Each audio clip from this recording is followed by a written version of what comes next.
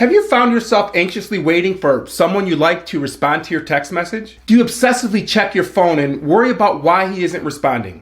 If this sounds familiar to you, then you have to watch this video because I'm going to tell you exactly what to do when he doesn't respond to your text and how to stop worrying about it. Don't go anywhere, we're starting right now.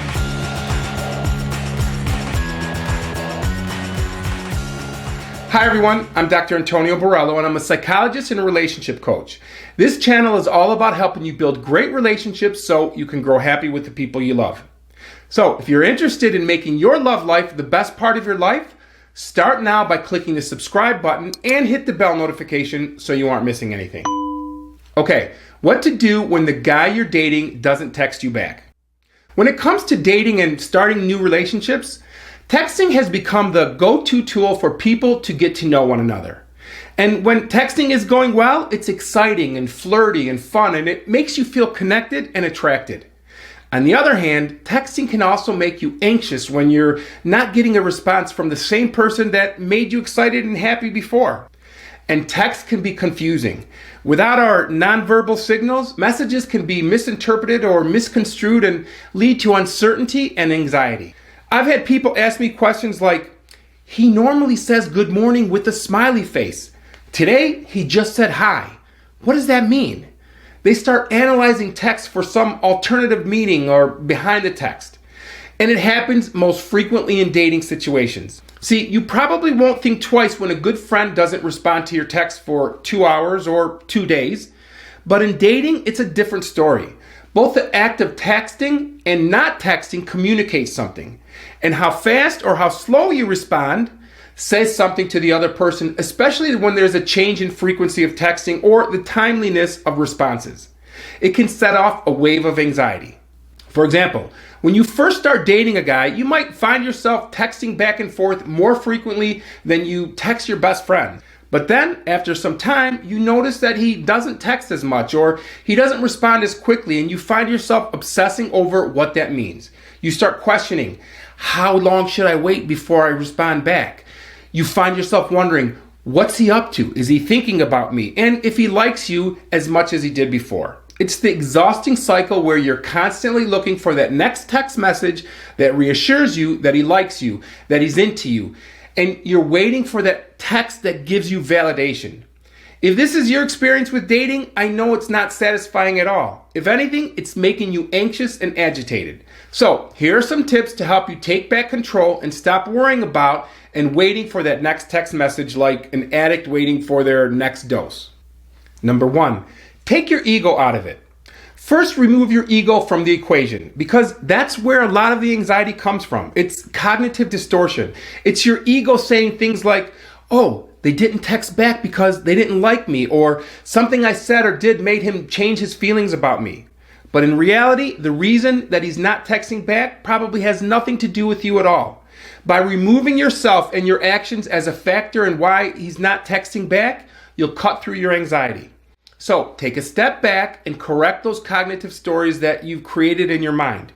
You don't live in his body and you don't know the reasons for his slow communication. But I can tell you this, his reason for not quickly responding probably has little or nothing to do with you.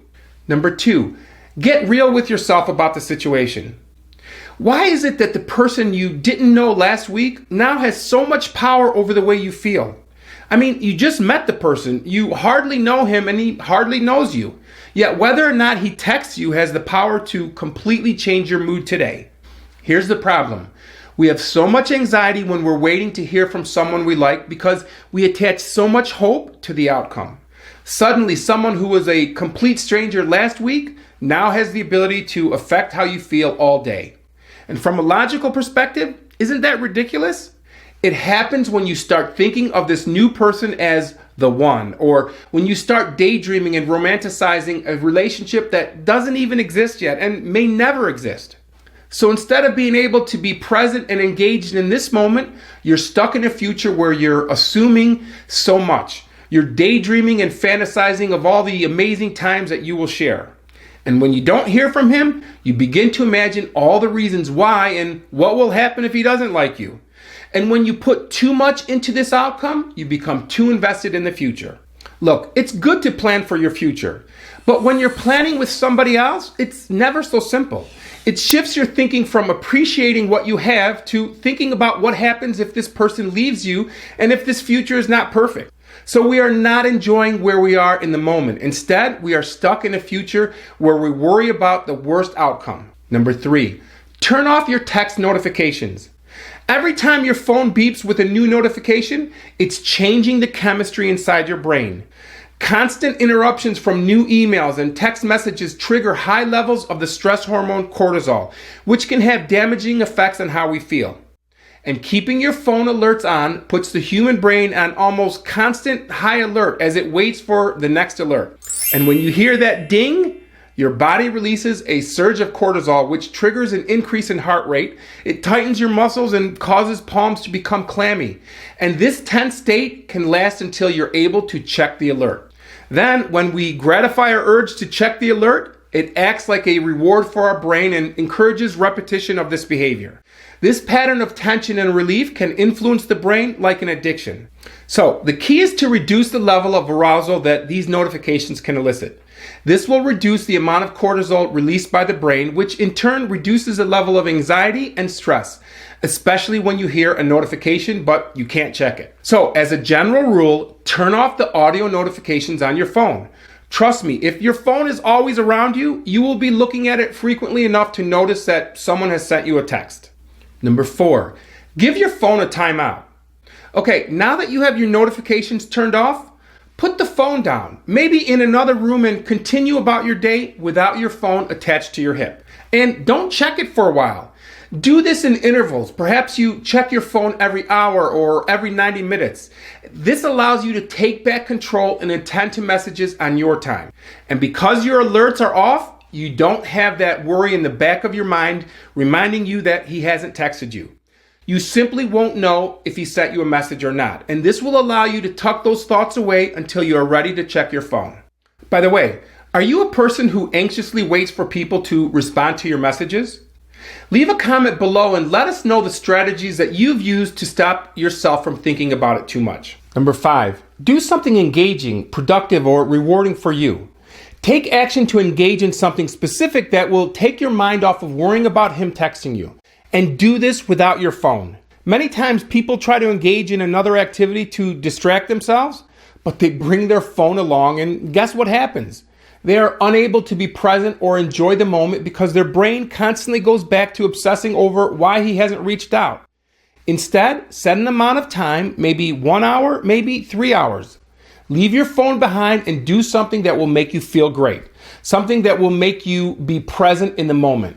You can worry about the phone when you return, and chances are, when you do get back to your phone, you'll see that he sent you text or called you, and now he's the one worried about a return text.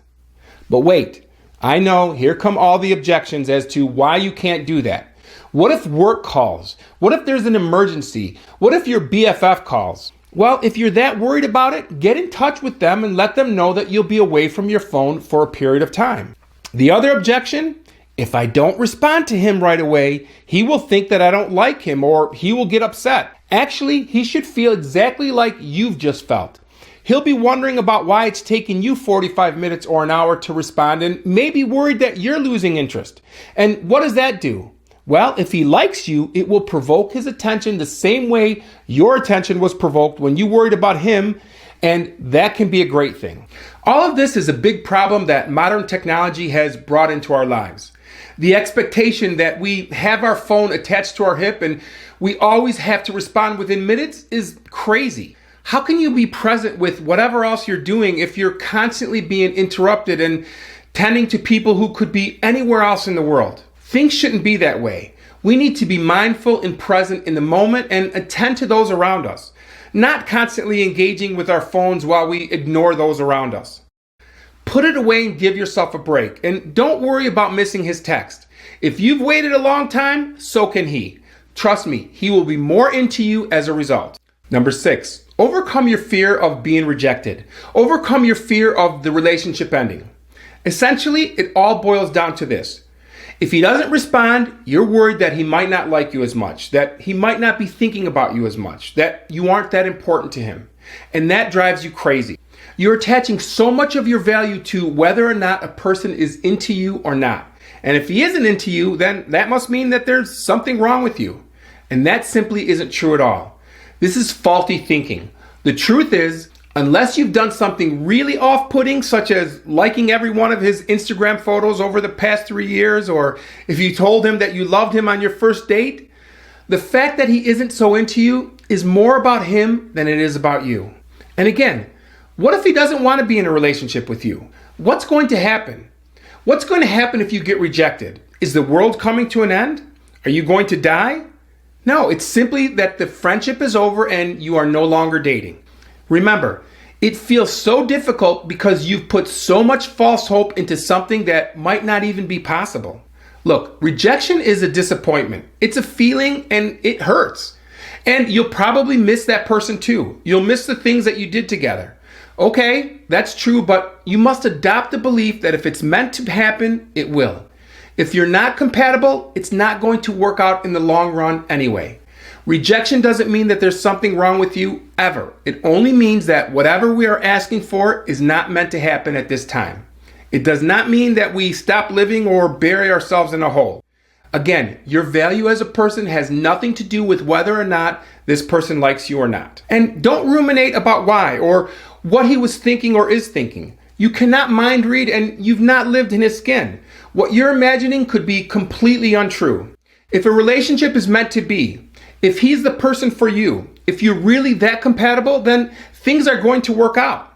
But if it's not right, if he's not the right one for you, if there are too many differences, or if he's not the committing type, nothing you can do will change that outcome. It just won't work, and that's okay. Now, there are some things that you can do to increase the chances of a person falling in love with you.